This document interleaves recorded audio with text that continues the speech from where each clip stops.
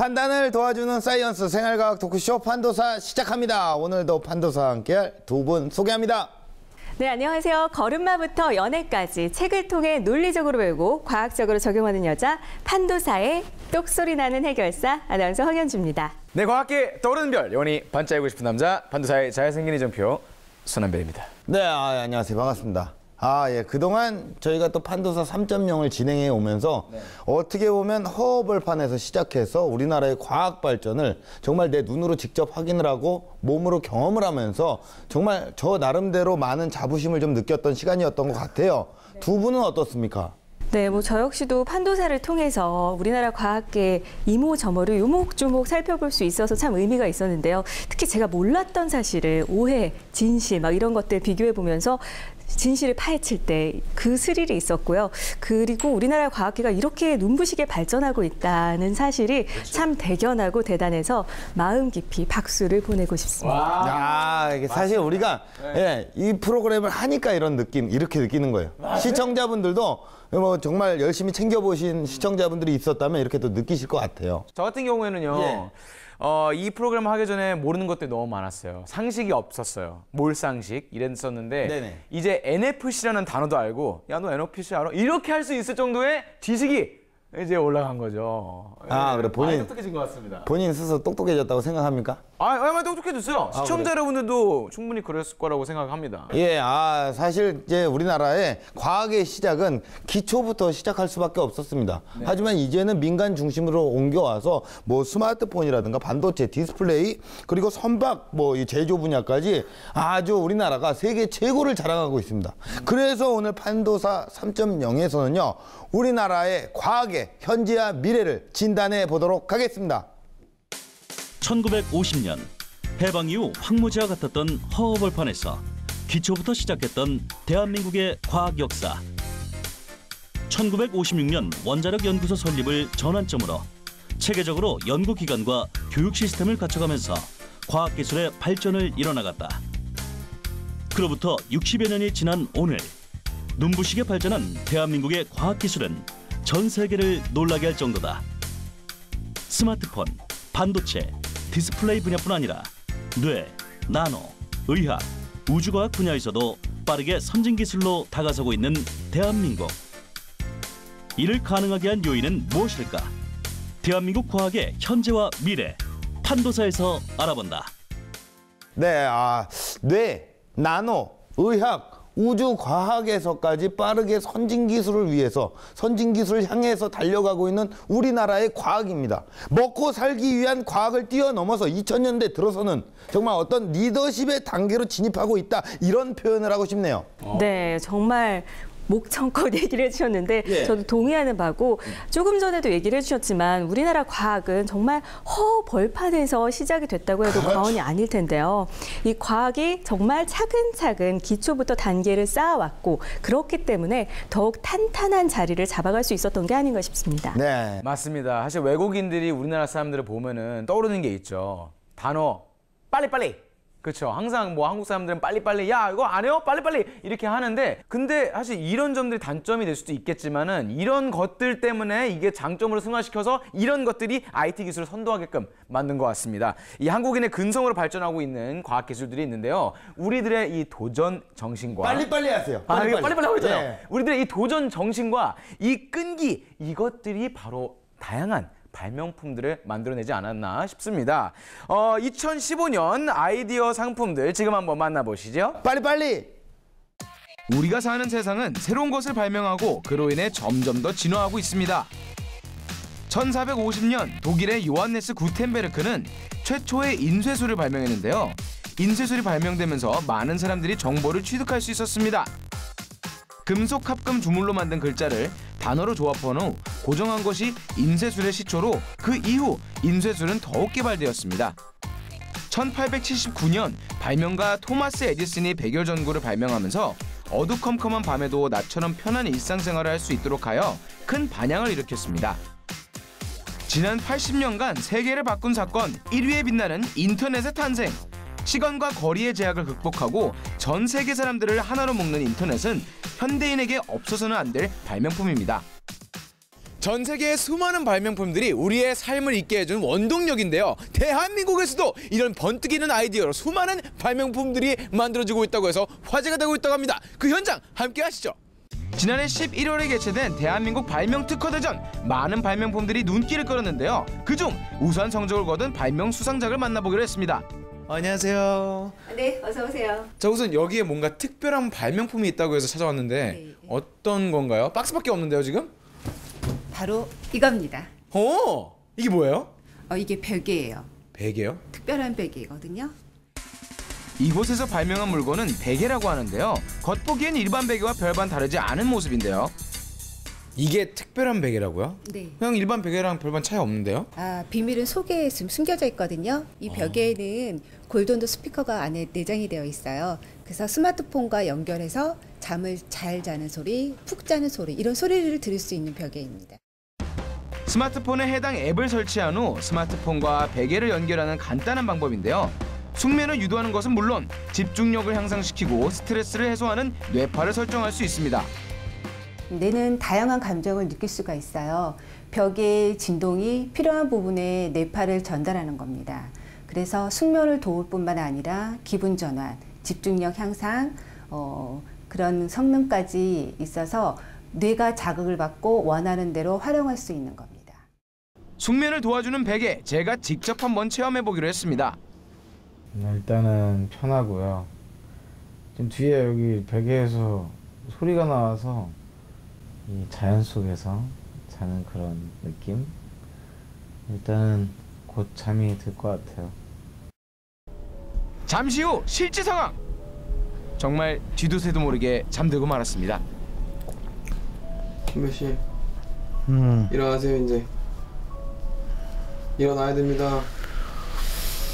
일어나세요. 자, 자고 일어난 소감이 어떠세요?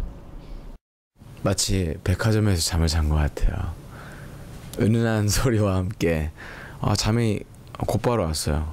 진짜 이거 직장인 분들이나 아니면 여성분들 특히나 잠 잘 못 주무시는, 못 빠져드시는 분들한테 되게 좋은 발명품인 것 같네요.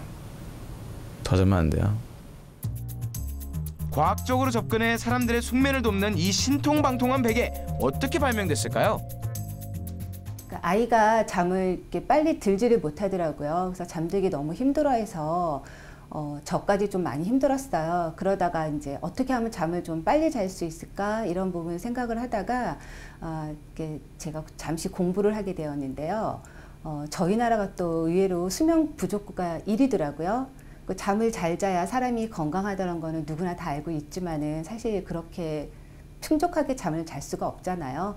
그래서 음악이라는 게 치매도 예방하고 혈압도 낮추고, 그래서 이런 음악들을 한번 적용해보자 싶어서 생각을 한 게, 음악과 함께 그 소리를 뇌파로 전달하는 이런 골전도 베개를 사용을 해서 만들게 되었습니다. 지난 2014년에는 다양한 IT 발명품들이 등장해 한 단계 더 진화된 IT의 세계를 만나볼 수 있었는데요. 2014년을 빛낸 IT 발명품부터 올해의 IT 트렌드까지 한번 알아보실까요? 지난 2014년은 IT 기술의 르네상스였는데요. 특히 다양한 IT 기기들이 발명되어 주목을 받았습니다. 미국의 대표 시사 주간지 타임에서는 2014년 최고의 IT 발명품으로 3D 프린터, 애플워치, 스마트 반지, 블랙폰을 꼽았는데요. 3D 프린터는 이제 3D 데이터를 바탕으로 연질 플라스틱을 뿜어서 이게 적층형으로 쌓아서 만든 출력 형태를 말하는 프린터를 말하는 거고요. 애플워치는 단순히 시간이 표시되는 것뿐만이 아니라 각종 모바일 기기와 연동되면서 다양한 앱을 쓸 수 있고, 그다음에 패션 소품으로서 디자인도 매우 훌륭한 편에 속하는 기기고요. 그다음에 스마트 번지는 손가락에 끼인 상태로 동작을 검출해서 각종 텔레비전을 조작하거나 혹은 채널을 돌리거나 하는 조작도 할 수 있고, 타이핑을 한다든지 하는 동작도 할 수 있는 기기고요.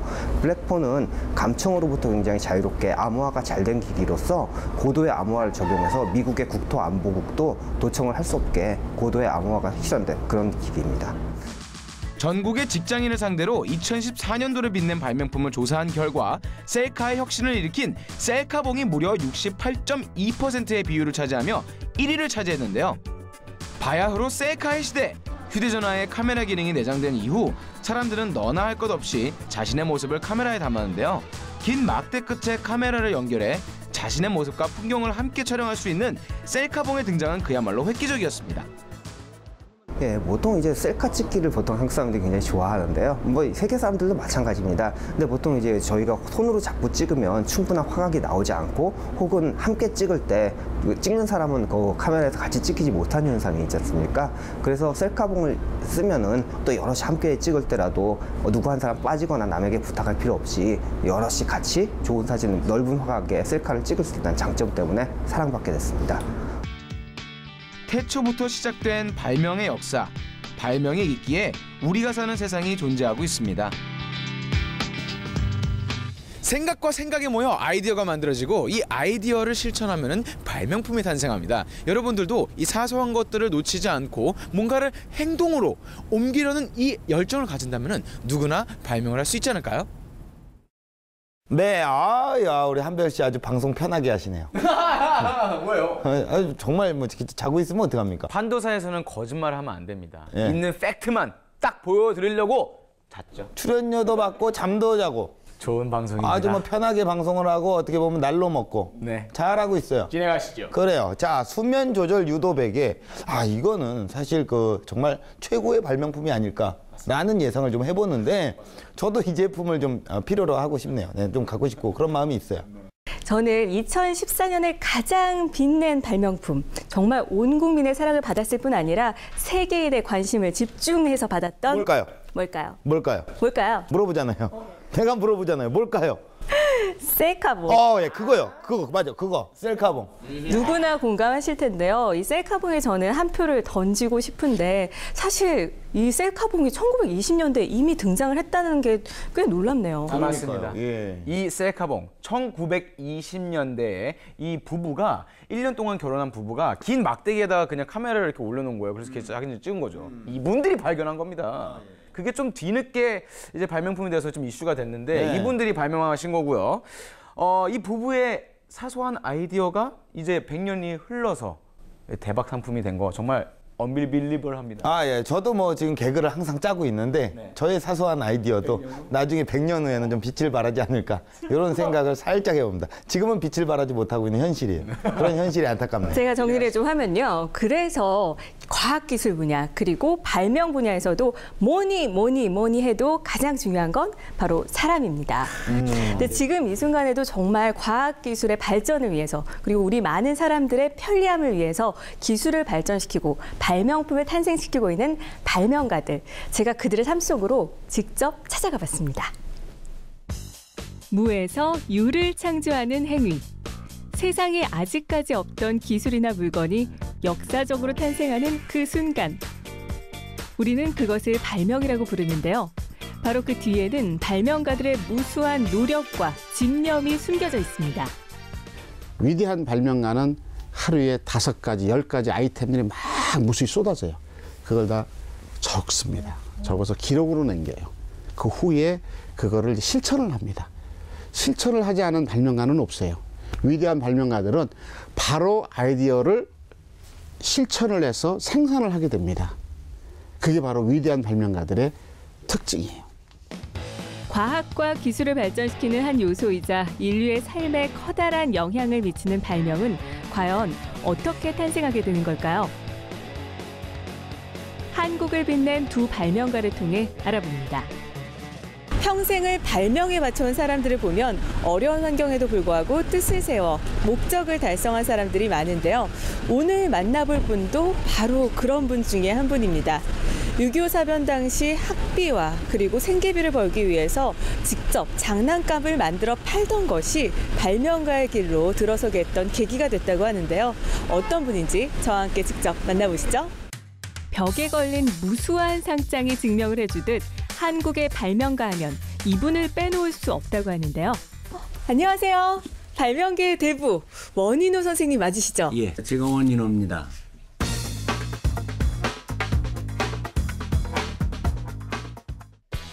발명계의 대부로 알려진 입지전적인 인물.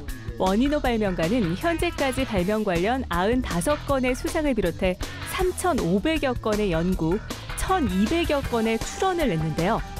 와, 진짜 상이 어마어마하게 많아서 깜짝 놀랐는데요. 특히 2009년에는 서울국제발명대회에서 단 하나의 발명품으로 대상을 비롯해서 수많은 상을 휩쓰신 걸로 알고 있는데 그 발명품이 어떤 겁니까? 양기둥 풍력 발전 시스템인데 제가 한번 보여드릴게요. 기존의 풍력 발전기 하면 프로펠러를 한 방향으로 돌려 전기를 얻는 방식만을 떠올리실 텐데요. 보시면 기둥이 두 개잖아요. 아, 그래서 양기둥이군요. 그렇지. 그래서 양기둥이야. 40여 년의 연구 끝에 탄생한 원인호 양기둥 풍력 발전기는 회전 날개가 지표면과 수평으로 배치돼 동서남북 위아래 어느 방향에서 바람이 불어와도 안정적으로 전력을 생산할 수 있는 게 최대 장점입니다. 해안 계곡은 물론 난기류가 많은 산악 지형에도 적합한 양기둥 풍력 발전기. 그 결과 기존 프로펠러 방식보다 27%나 높은 효율을 자랑합니다. 기름 한 방울 나지 않는 나라가 에너지 강대국이 되는 그날까지 평생을 발명에 헌신한 원인호 발명가. 그뿐 아니라 발명의 날 부활, 서울국제발명대회 창설, 여성 발명인 육성을 위한 특별법 제정 등은 알고 보면 모두 그의 공입니다. 네, 후배 발명가들을 양성하기 위해서 무척이나 애를 쓰신 걸로 알고 있는데 그것도 특별한 이유가 있을까요? 우리는 사실 한 뭘 개발하고 해도 선배가 없어요. 누가 소위 요즘으로 친다면 멘토를 해줄 수 있다든가 이런 것이 하나도 없었고, 그러니까 자기 스스로 개척을 하고 자기 스스로 시장을 찾아내야 되고 또 그다음에 또 그 시장에 나가서 내 물건을 또 PR을 해야 되고, 근데 결국 그러다 보면 시행착오가 많이 생겨요. 그런 것이 저희한테는 항상 있었던 겁니다. 국가가 빨리 발전하고 세계 시장에 우리가 한국이 우뚝 설 수 있는 방법이란 뭐냐? 내가 경험했던 것을 이제 정책으로 전환시켜서 우리 후배 이 발명가들이나 과학자들이 이제는 이러한 소위 짧은 시간 내에 경륜을 많이 받을 수 있고 혜택을 볼 수 있는, 그래서 정책을 바꿔야 되겠다.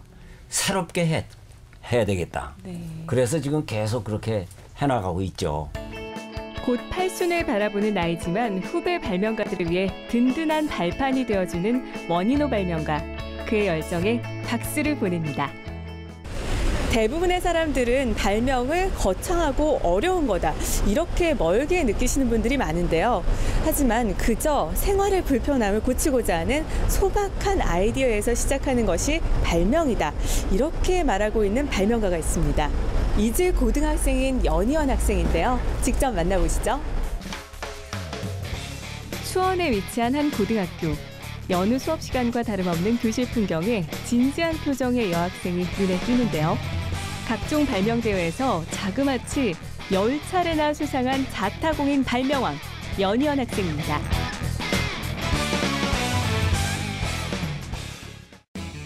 연희원 학생의 대표 발명품은 바로 다용도 자전거 뒷좌석인데요. 용도에 따라 적재 공간을 2배로 늘려 짐칸으로도 사용이 가능하다고 합니다. 엄마 심부름으로 자전거 앞바구니에 이렇게 물건을 싣고 가고 있었는데 무게 중심이 앞에 쏠리다 보니까 방향도 틀기가 쉽지가 않고, 그리고 앞으로 쏠리는 문제점이 있어서, 그래서 이제 앞바구니를 뒤에 옮기고 뒤에 옮기게 되면 사람이 탈 수 있는 좌석이 없어서 사람이 탈 수도 있게, 그리고 물건을 실을 수도 있게 한 아이디어입니다. 이것은 무엇에 쓰는 물건일까요? 분리를 하니 지우개, 자, 칼, 연필, 심지어 테이프 클리너까지 6가지 학용품이 숨겨져 있었는데요.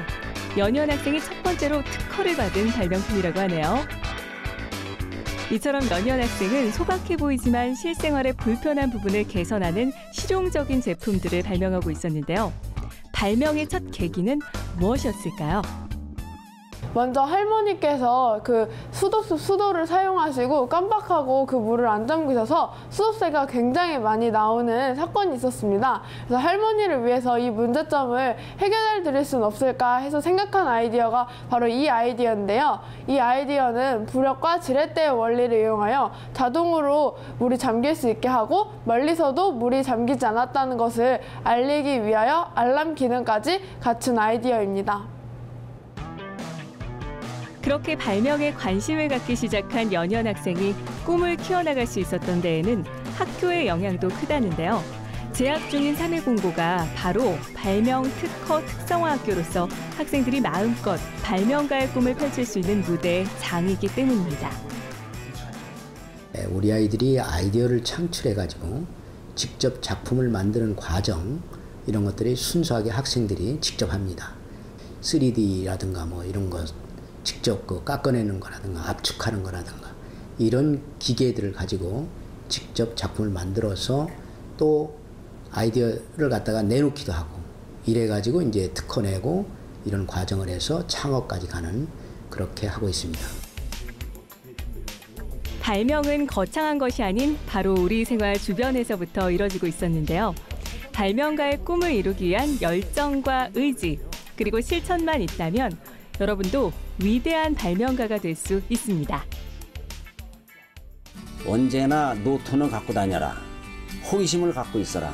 이 새로운 아이디어를 가지고 20년, 30년 후에는 세계적인 발명가가 되겠다. 원대한 꿈을 그리십시오. 그리고 나의 20년 후의 그림을 그려요. 남들을 위하는 마음과 그리고 고정관념을 깨고 사물을 새롭게 바라보는 마음만 있다면 훌륭한 발명가 그리고 발명품이 탄생할 것이라고 생각합니다. 네, 정말 어느 방향에서나 바람이 불어도 전혀 영향을 받지 않는 양기동 풍력발전기.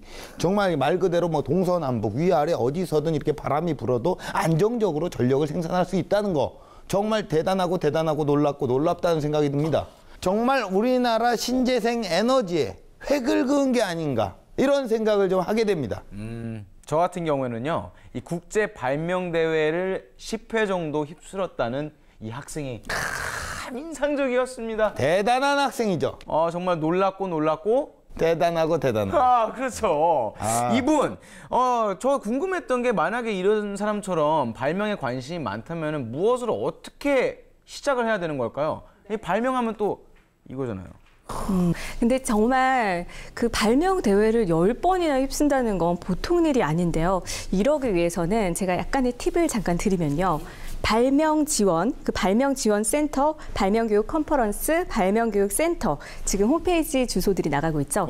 여기에 들어가서 정보를 실시간으로 확인을 해서 이걸 개척해 나가는 거, 이것도 하나의 팁이 될 수 있고요. 그리고 또 부모님과 함께 아이의 소질이 뭔지, 정말로 이 아이가 뭘 잘할지, 여기에 대해서 좀 미리 계속 집중적으로 소질을 개발하기 위한 탐구 정신, 그래서 그걸 키워나가는 것, 이게 정말 좋은 방법이 되겠죠. 그러니까요. 대단합니다. 정말 예전에 우리나라가 어떻게 보면은 과학 후진국이었어요. 그렇죠. 그러나 유망기술 선도국으로 도약하고 있는 우리나라의 과학기술, 정말 그 중심에는요, 이런 톡톡 튀는 아이디어로 정말 어떤 새로운 발명품을 만들어냈던 이 발명가들이 있었기 때문에 가능하지 않았나, 이런 생각이 좀 들고요. 더군다나 이제 해외에서도 굉장히 우리나라의 과학에 대해서도 관심이 많잖아요. 맞습니다. 네, 그렇죠. 굉장히 관심이 많습니다. 예, 그래서 저희가 본격적으로 한번 좀 알아보도록 할게요. 우리나라 과학의 미래성과 해결해야 할 문제점에 대해서 판도거를 모셔놓고 본격적으로 한번 얘기 나눠보도록 하겠습니다.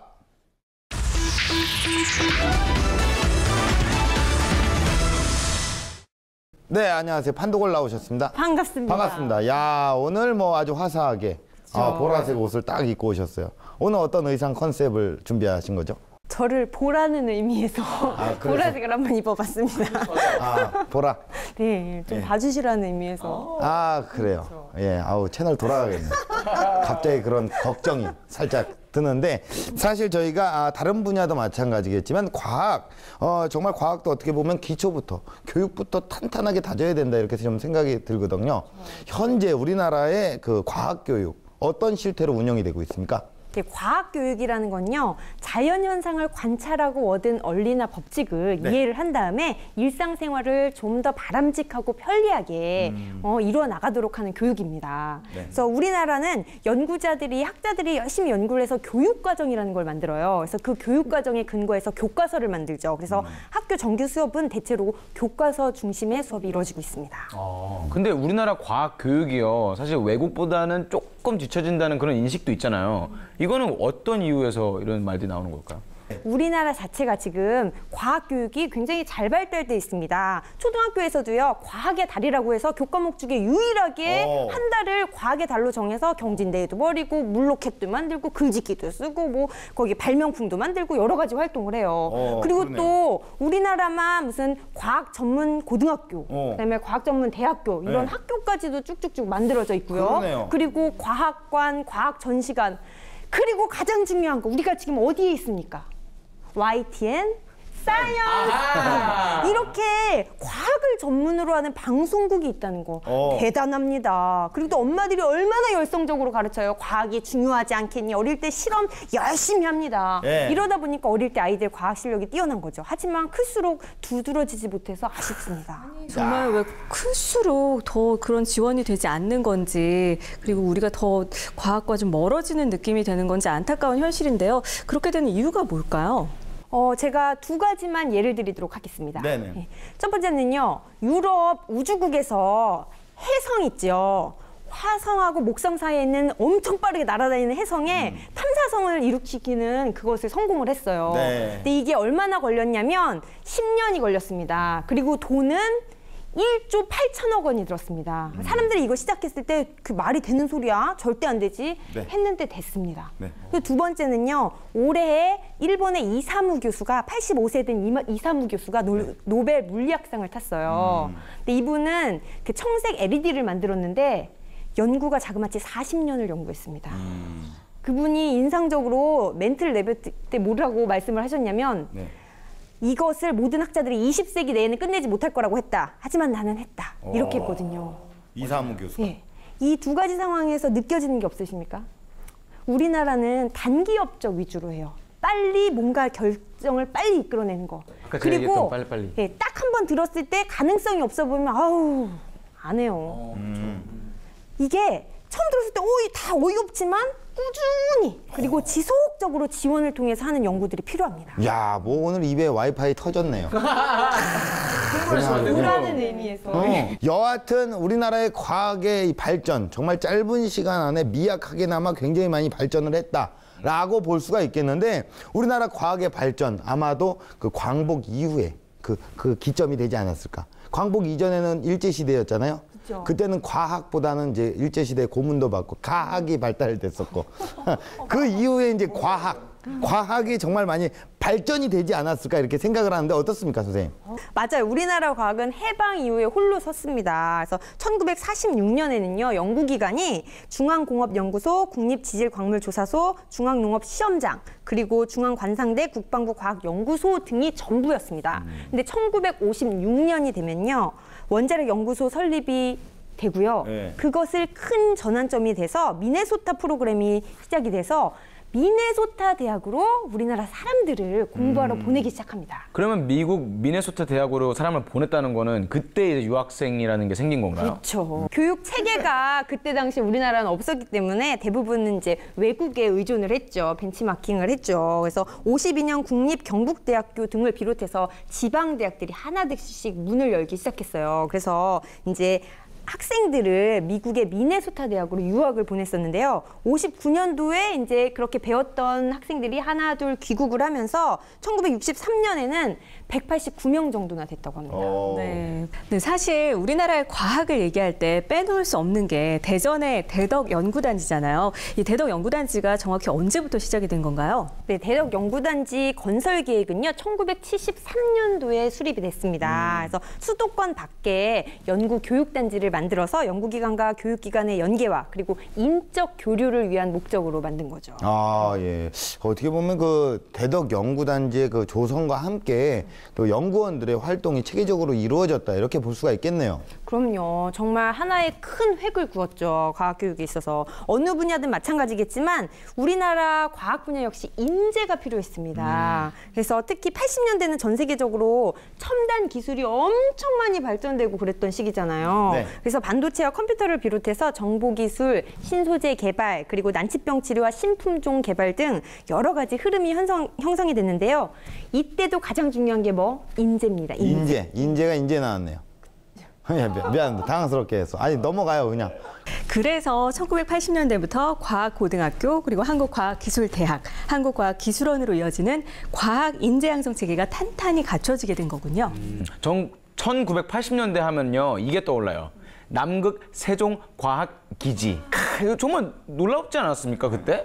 사실 이 지구촌 문제, 거대 과학으로 발걸음을 내딛는 점에서 가장 큰 의미가 있었다고 저는 생각하는데요. 이게 88년도에 준공이 됐잖아요. 네. 제가 이때 TV를 보면서 와, 정말 대단하다 이랬었거든요. 그때 몇 살이었습니까? 3살. 이야. 그렇다면 90년대 과학은 어땠습니까? 과학 관련 정부 조직이요 다변화되던 시기였어요. 그래서 그 전에는 전부 다 이제 국가 중심에서 이루어졌다면 90년대는 점차 민간 중심으로 과학 교육이 이루어졌습니다. 또 81년에는요 46개에 불과했던 기업에 불소유돼 있던 연구소들이 기하급수적으로 늘어났어요. 91년에는 1,000개, 95년에는 2,000개, 그리고 99년에는 자그마치 4,800개로 급증했습니다. 네, 저는 90년대 하면요 우주기술 분야에서 첫 축포를 쏘아 올렸던 그 역사적인 순간이 떠오르는데요. 맞습니다. 92년대였을 거예요, 아마. 네, 92년도에 우리별 1호를 시작으로 해서 이제 무궁화 1호, 뿅, 2호, 뿅 이렇게 각각 발사되는데 그때도 이제 우리 엄마랑 TV 보면서 박수는 안 쳤고요. 우와! 이랬었던 게 기억이 납니다. 그래요. 우리가 오늘 우리나라의 과학의 변천사를 쭉 한번 돌아보고 있는데 한마디로 좀 표현을 하자면 LTE급 정말 변천을 했다. 그만큼 발전을 했다. 이렇게 좀 생각이 듭니다. 하지만 앞으로의 길도 굉장히 중요할 거라는 생각이 들어요. 앞으로 우리가 어떤 부분에 중점을 둬서 과학의 발전을 또 이뤄내야 될까요? 어떤 부분에? 네, 우리나라가 이렇게 과학적으로 발전을 했지만 예. 아주 거칠고 험한 길을 걸어왔습니다. 가슴 아픕니다. 네. 그래서 2000년대 들어서 정보기술이나 바이오기술, 나노기술 등과 같은 신기술에 대한 연구 개발이 이루어졌으니까요. 앞으로 30년 내에는 의식주 전반에 영향을 끼칠 우리 사물 인터넷, 줄기세포를 이용한 치료 기술, 신재생 에너지, 그리고 로봇 기술과 인공지능까지 이런 도전형 과제, 지구형 문제 해결에 대한 과학적 탐구에 좀 더 집중하는 시기가 될 것으로 짐작이 됩니다. 네, 앞으로 과학은 전 지구촌을 대상으로 하는 거대 과학이 주된 흐름이 될 것으로 전망되고 있습니다. 당장 먹는 문제 해결을 위한 과학을 넘어서 지구촌 문제를 해결하는 이슈로 나아갈 것이다. 뭐 이런 분석인데요. 광복 이후 70년 동안 비약적 발전을 이뤄낸 우리나라의 과학. 그 저력을 바탕으로 앞으로 더 크게 성장하는 대한민국의 과학을 기대해 봅니다.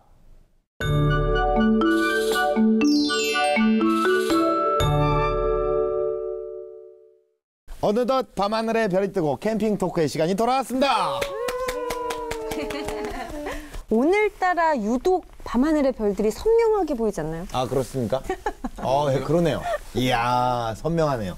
저는 이렇게 오늘따라 밤하늘의 별을 보고 있으려고 하니까 우리나라 천문학이 대체 언제부터 시작이 된 건가요? 궁금해지네요.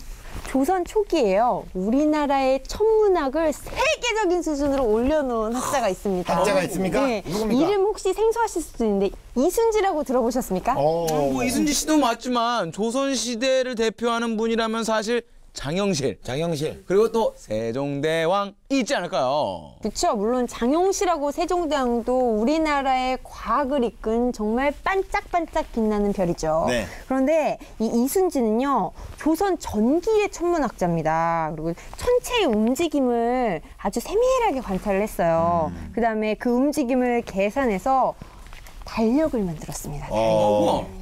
네, 그러니까 중국의 역법에 의존하는 것에서 벗어나서 우리 독자적으로 천체 운행을 계산하게 했고, 그리고 이렇게 우리나라 천문학이 발전할 수 있었던 계기에는 이순지의 업적이 있었던 거군요. 그렇죠. 사실 조선시대의 달력은요, 이렇게 날씨만 보는 게 아닙니다. 국가의 안위를 판단하는 점성적인 의미도 짙었거든요. 달력이요? 예. 그래서 그 조선시대에는 그 천체의 움직임들을 아주 굉장히 세밀하게 관찰을 했었어요. 특히 세종대왕은요, 이런 천문학에 굉장한 관심을 가지고 이렇게 많은 투자를 했습니다. 그래서 조선의 천문역법은 세종대왕의 명을 내리고 이순지가 이루어낸 업적이라고 할 수 있죠. 아, 근데 이제 그럼에도 불구하고 사실 이순지 이분의 뭐라고 호칭을 해야 될지 모르겠어요. 정말 이 업적이 대단히 훌륭하고 놀라운 데 반해서 우리는 천문학 하면은 아직까지 인지도상으로 딱 비교해 봤을 때는 장영실밖에 알지 못하는 이유가 왜 그런 이유가 있을까요? 맞아. 사실 세종대왕 시대에서 뭐 과학자 누구냐라고 하면은 거의 다 장영실을 떠올리잖아요. 그게 장영실이 유명한 까닭은 이렇게 드라마 같은 걸로 많이 알려졌잖아요. 또 이렇게 파란만장하잖아요. 노비 신분에서 열심히 탐구를 해서 그 신분의 벽을 뛰어넘는 과학기술자로 급성장하고 그리고 네. 굉장히 훌륭한 것을 후세에게 물려줬죠. 스토리텔링이 있었죠. 그렇죠.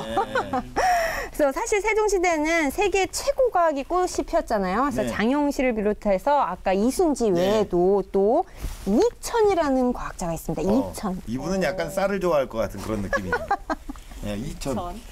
이천은 어떤 인물인가요? 이천은요 주로 이렇게 천문기구의 제작 책임을 맡은 담당자였습니다. 그래서 이렇게 동해 번쩍, 서해 번쩍, 약간 홍길동과 같은 그런 이름이 어울릴 정도로 이렇게 여러 분야에서 능력을 가진 과학 기술자였다고 합니다. 그래서 특이하게도 이천은 원래 학자가 아니라 얍 무인 출신이었는데요. 그렇게 무인을 합니까? 네, 그가 천재적인 재능을 발휘하기 시작한 것은 이제 왕실 제사에 사용되는 제기를 만든 것으로 시작이 된다고. 제기요, 이게 발로 차는 제기? 그 말 할 줄 알았습니다. 아니 근데 그 제기가 사실 이 제사 때 쓰는 그냥 그릇이잖아요. 그렇죠. 이 제기로 무슨 능력을 인정받는 거예요, 그러면? 그게 당시에는요 왕실에서 그 제사 때 사용하던 제기는 이제 쇠로 만들었었는데요. 그 이천이 만든 제기는 그 전과는 비교가 안 될 정도로 굉장히 정교했던 거죠. 정말 과학적으로 만들었던 거죠. 그래서 이 제기를 눈여겨본 세종대왕님이 이천이 뭔가 쇠를 다루는 천재적인 기술이 있다. 뭔가 심상치 않다 이 그릇에서 나오는 기운이. 네, 그래서 그것을 알아보고 이천에게 기존의 활자를 개량해봐라. 너 굉장히 꼼꼼하고 능력 있군요. 이걸 한번 해보세요라고 이렇게 발판을 뿌려주었던 것이죠. 약간 그래서 어떤 뿌리를 만들어 주셨네요. 네, 그래서 이천이 그 위에 당시 과학기술자들을 모두 동원해서요 새 활자 개발을 위해 온갖 연구와 자신의 재능을 퍼부었습니다. 그 결과 금속활자 인쇄 기술 진짜 획기적인 거거든요. 그때 당시에 그게 어딨어요. 그것이 개발된 겁니다. 야, 그래요. 야, 우리 약간 역사 얘기 재밌는데요. 예? 재밌네요. 과학 얘기하다가 어떻게 연관돼서 역사와 함께, 국사와 함께. 그렇죠. 이제는 이천하면 쌀뿐만 아니라 그 과학 제기도 떠올리는 걸로. 예, 그리고 사실 이게 정말 세종시대는 그 시대에는 정말 우리 땅에 정말 어떤 그 세계 최고의 과학이 꽃피었다, 싹 피었다, 뭐 이렇게 생각이 좀 드는데 오늘날 노벨상에 바짝 다가서고 있는 요즘에 우리나라의 어떤 그 어떤 이 과학의 어떤 정기를 그대로 우리가 받지 않았을까? 네, 사실 현재 우리나라에는 세계가 주목을 하고 있는 과학자들이 꽤 많이 있는데요. 올해가 무슨 해입니까?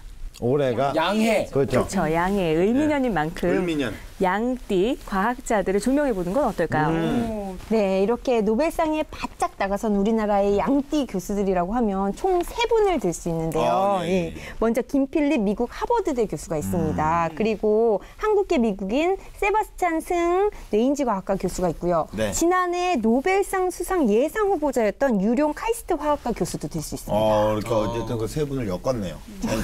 네. 그 김필립 교수님은 사실 이제 미디어에 많이 노출되셨잖아요. 그 지난 2010년에 그 그래핀으로 노벨 물리학상을 받은 안드레 가임 교수랑 콘스탄틴 노보셀로프 교수에 이어서 3번째로 이 그래핀의 존재를 발견한 걸로 알려져 있습니다. 네, 참 신기하잖아요. 대단하고요. 물론 아쉽게도 노벨상을 수상하지는 못했지만 이렇게 노벨상 수상에 가장 근접하게 간 한국이라는 평가를 받고 있습니다. 세계적으로 그래핀 상용화 연구 경쟁이 치열한 만큼요. 앞으로도 더 큰 두각을 나타낼 것으로 기대받고 있죠. 네, 저는 사실 개인적으로 한국계 미국인 그 세바스찬 승 교수에 대한 관심이 많은데요. 그 실력파 뇌 연구자로서 그가 쓴 커넥톰 뇌의 지도를 국내에서도 발간을 해서 사실 화제가 됐었는데 이분에 대해서 더 자세히 알고 싶습니다. 관심 많습니까? 그러네요. 세바스찬 승 교수는요, 이렇게 미국 정부가 1억 달러를 투입해서 뇌작동 원리를 밝혀내는 뇌 이니셔브 프로젝트에 참여한 인물입니다. 그러니까 미국에서 굉장히 유명한데요. 뇌를 구성하는 뉴런이라는 그 신경세포의 연결 구조와 활동을 원리를 담은 뇌지도인 커넥톰을 만들어냈고요. 1000억 개가 넘는 뇌세포를 서로 연결하는 뇌지도를 밝혀내서 질환을 치료했습니다. 뇌질환을 치료하는 데 앞장섰고요. 그리고 그동안 규명하지 못한 미지의 세계도 알 수 있도록 한 인물입니다. 네, 오늘 우리가 어떤 역사와 함께 어떤 인물에까지 이렇게 접근을 하고 있어요. 오늘 뭐 구성 자체가 뭐 좀 알찹니다. 다른 때와는 약간 틀리다. 하지만 약간 어려울 수 있는 그런 내용을 좀 다루고 있어요. 근데 이제 지난해 또 노벨상 그 수상자 예상 후보자를 올라서 어떻게 보면 과학 부분에서 첫 한국인 수상자가 나올 것이다라고 예상을 했던 유룡 교수. 전 세계에 관심이 많고 전 세계가 굉장히 유룡 교수, 그 유드래곤 그 교수님에 대해서 어떻게 전 세계가 주목하고 있지 않습니까? 그렇죠. 유룡 교수하면 뭐니 해도 나노 분야의 개척자죠. 그 미세한 나노 분야 있죠. 그래서 유룡 카이스트 화학과 교수는요. 수상은 하지는 못했지만 우리나라 과학계의 꿈인 노벨상 수상에 한 발짝 앞으로 다가간 인물로 평가가 받고 있습니다. 일부 앞으로 갔네. 그렇죠. 그래서 나노물질 분야의 개척자로요. 세계 처음으로 나노 구조에 새로운 물질을 합성하는 방법을 개발했습니다. 그래서 또 이 기술을 제올라이트에 적용해서요. 벌집 모양 아시죠? 네. 그 벌집 모양의 제올라이트 구조를 만든 데도 성공했습니다. 네. 그래서 지난 2010년에 한국인 최초로 이 제올라이트 분야의 노벨상으로 불리는 불액상을 받기도 했죠. 2011년에는 유네스코와 국제순수응용화학연맹이 선정한 세계 화학자 100인에 포함되기도 했습니다. 그래서 나노물질에 대한 관심이 커진 만큼 연구 성과에 대해서 기대가 많이 하고 있죠. 기대 많이 하겠습니다. 화이팅!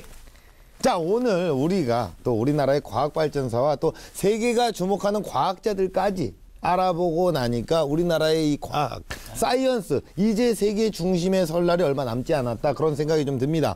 과거 우리나라 역사 속 과학자들의 삶을 들여다보고 과학교육에 조금 더 많은 관심을 갖는 것은 물론이고 정부 차원의 지원도 좀 늘어난다면 정말 다음 노벨상 주인공은 대한민국이 아닐까. 아하! 코리아가 받지 않을까 이런 생각을 하면서 그동안 판도사 3.0을 사랑해 주신 여러분 정말 안타까운 말씀이지만 행복하십시오. 건강하십시오. 너무 감사합니다. 고맙습니다.